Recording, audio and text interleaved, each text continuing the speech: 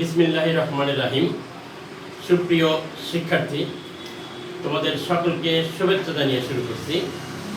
Mohammad Raihan Ali Sarkar, BCS education, assistant professor, chemistry, Shahjadpur government college, Sirajganj.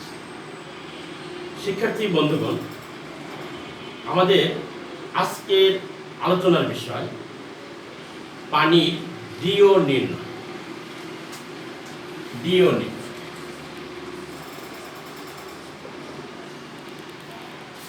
লক্ষ্য করো,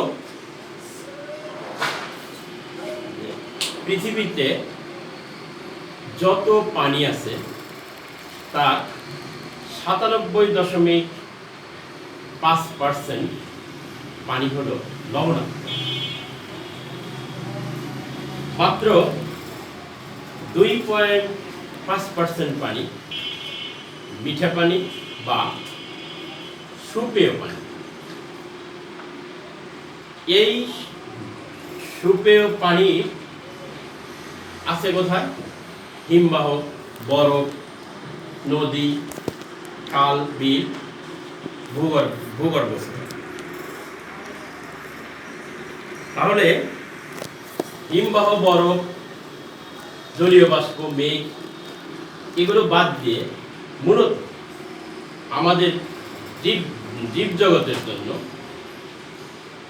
পান করার মতো ব্যবহার উপযোগী পানি আছে মাত্র 0.01%। এই সামান্য 0.01% পানি আমাদের জীবকুলের জন্য বেঁচে থাকার জন্য যথেষ্ট। কিন্তু আমরা নানা উপায়ে আমাদের এই সামান্য সুপেয় পানিকে প্রতিনিয়ত দূষিত করে যাচ্ছে। শিক্ষার্থী বন্ধুগণ, পানির অপর নাম জীবন। ফলে আমরা যদি বিশুদ্ধ পানি পান করতে না পারি তাহলে আমাদের জীবন বিপর্যস্ত হবে। এবার আসো, পানি বিশুদ্ধ কি না আমরা বুঝবো কিভাবে? পানি বিশুদ্ধতার জন্য, পানি বিশুদ্ধ কি না এটা পরীক্ষা করার জন্য রসায়নবিদরা কিছু টার্মের আবির্ভাব ঘটিয়েছে। অর্থাৎ এগুলো হলো পানির বিশুদ্ধতার মানদণ্ড। এগুলো কি? ক্ষরতা, পানির ক্ষরতা, pH, DO, BOD, COD, TDS. এগুলো হলো পানির বিশুদ্ধতার মানদণ্ড। আমাদের আজকের আলোচনার বিষয় হলো ডিও নির্ণয়। কিভাবে আমরা পানির ডিও নির্ণয় করব? সাধারণভাবে বিশুদ্ধ পানির ডিওর মান 4 থেকে 6 ppm। পানির ডিওর মান 4 থেকে 6 ppm থাকলে আমরা এই পানিকে বিশুদ্ধ পানি বলব। এবার আসো, আমরা কোনো কারণে যদি পানির ডিওর মান এর নিচে নেমে যায় তাহলে বুঝতে হবে যে পানি দূষিত। কারণ কি? তখন আমরা বুঝব যে এই পানিতে বিদ্যমান দূষক পদার্থ সমূহ পানিতে দ্রবীভূত অক্সিজেনকে ব্যবহার করেছে, ফলে অক্সিজেনের মাত্রা কমে গেছে। লক্ষ্য করো, ডিও হলো ডিজলভ অক্সিজেন,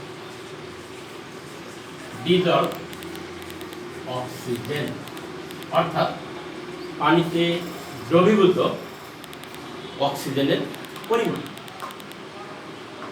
তাহলে আমরা আসি যে কিভাবে ডিও নির্ণয় করা হয়।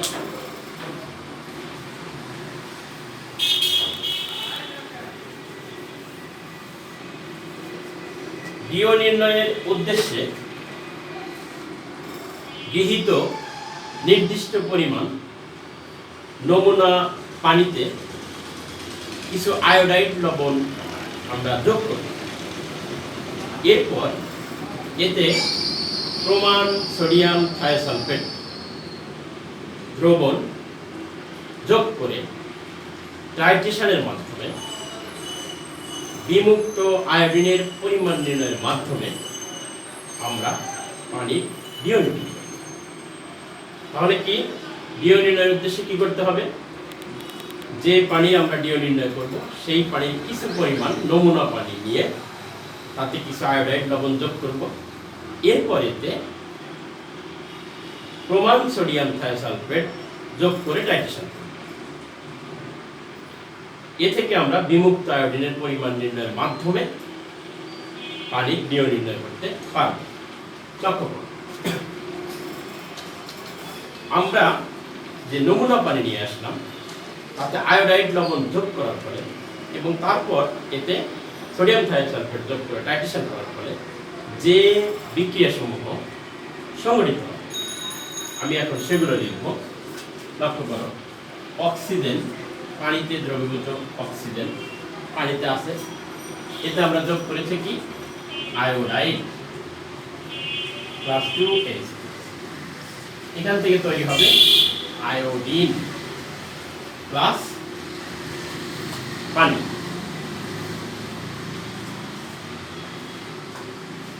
লক্ষ্য করো সমতা বিধান ঠিক আছে কিনা, 2 আয়োডাইড।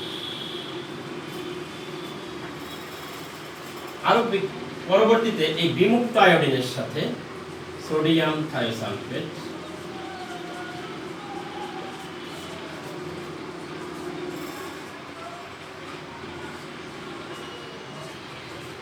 বিক্রিয়া করে হবে সোডিয়াম হেক্সাথায়োনেট এন্ড সোডিয়াম আয়োডাইড। তাহলে পানির ডিও নির্ণয়ের জন্য আমরা যে কাজ করলাম, প্র্যাকটিক্যালি যে কাজ করব তাতে এই বিক্রিয়াসমূহ সংঘটিত হবে। এবার এই বিক্রিয়া দুটি থেকে আমরা কি লক্ষ্য করি? খেয়াল করো, এই বিক্রিয়া থেকে লক্ষ্য করা যায়, সমুদ্রের জন্য 2 দিলাম,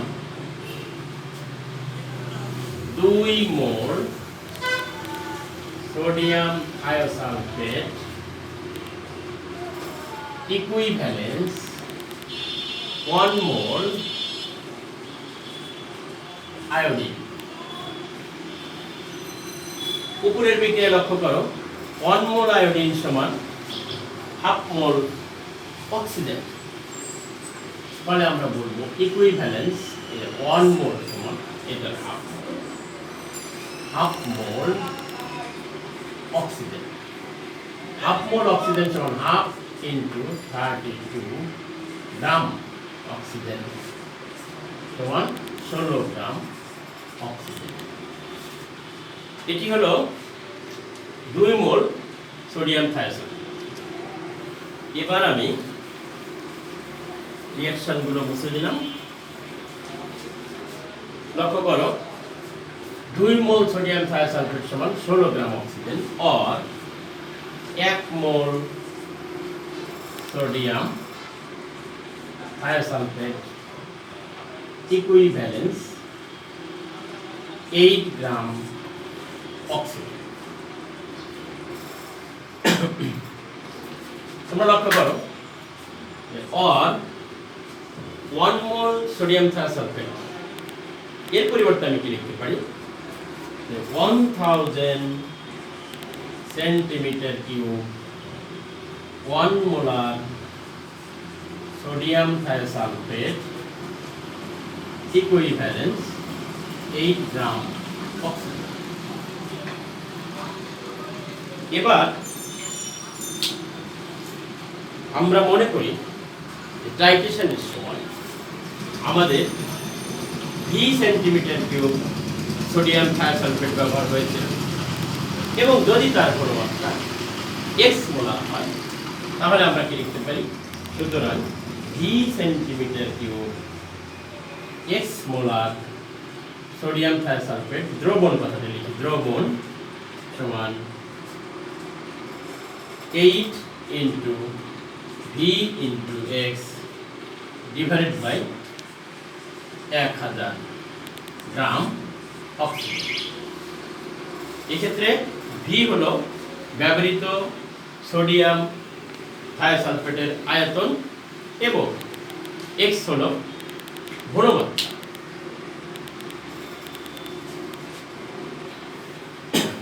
এবার আমরা লক্ষ্য করি যে আমরা যে নমুনা পানি নিয়েছিলাম তার পরিমাণ কত ছিল, তাতে কিন্তু এই পরিমাণ অক্সিজেন বিদ্যমান ছিল।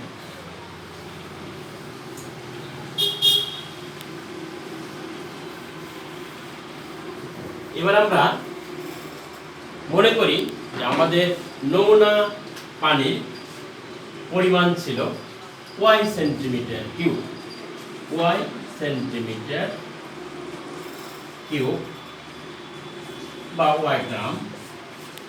তাহলে ওয়াই সেন্টিমিটার কিউব হলো নমুনা পানি আমরা নিয়েছিলাম মনে করি। তাহলে আমরা বলতে পারি সুতরাং ওয়াই সেন্টিমিটার কিউব পানিতে অক্সিজেন বিদ্যমান কত, 8 VX ডিভাইডেড বাই 1000 গ্রাম। এটি হলো আমরা যে পরিমাণ নমুনা পানি নিয়েছিলাম তাতে দ্রবীভূত অক্সিজেনের পরিমাণ। সুতরাং 10⁶ গ্রাম অর সেন্টিমিটার কিউব পানিতে দ্রবীভূত অক্সিজেন কত,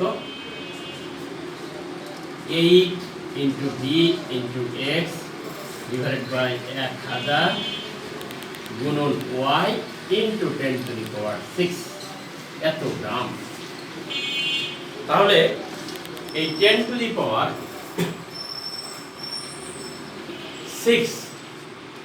সেন্টিমিটার কিউব অর গ্রাম পানিতে দ্রবীভূত অক্সিজেনের পরিমাণ কত, এত।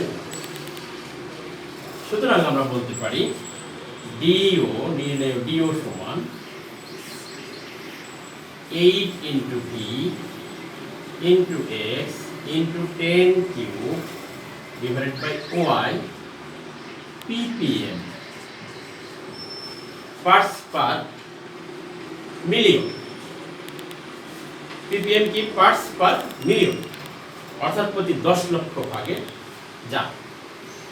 যেহেতু আমরা এখানে 10⁶ লিখেছিলাম, তাহলে এভাবে ডিও নির্ণয়ের সমীকরণটি আমরা কি পেলাম, যে DO is equal to 8 VX into 10 cube divided by Y ppm। এক্ষেত্রে 8 তো আমরা ইকুয়েশন থেকে পেলাম, ভি হলো volume of sodium thiosulphate, X molar concentration of sodium thiosulphate, Y গৃহীত নমুনা পানির পরিমাণ। এবার আসো আমরা যদি একটি গাণিতিক সমস্যা সমাধান করি, তাহলে এই সমীকরণের মাধ্যমে আমরা ppm নির্ণয় করতে পারব। তোমরা লক্ষ্য করো যে আমরা মনে করি যে একটি গাণিতিক সমস্যায় এই ইনফরমেশনগুলো দেওয়া আছে যে কোনো নমুনা পানি 100 মিলিলিটার নিয়ে তাতে 0.0114 মোলার ঘনমাত্রার 7.5 মিলিলিটার সোডিয়াম থায়োসালফেট যোগ করে টাইট্রেট করা হলো। তাহলে নমুনা পানির ডিও নির্ণয় করব। তখন আমরা কি করব, এই ডিও সমান এই সমীকরণে আমরা এই মানগুলো বসিয়ে দেখি। 8 ভি হলো 7.5 মিলিলিটার, এক্স হলো 0.0114 molar, 10 cube divided by Y ছিল 100 এত ppm। সমান কি হবে 6.84 ppm। এভাবে গাণিতিক সমস্যায় ইনফরমেশন দেয়া থাকলে সেই ইনফরমেশনগুলো ব্যবহার করে আমরা খুব সহজে ডিও নির্ণয় করতে পারি।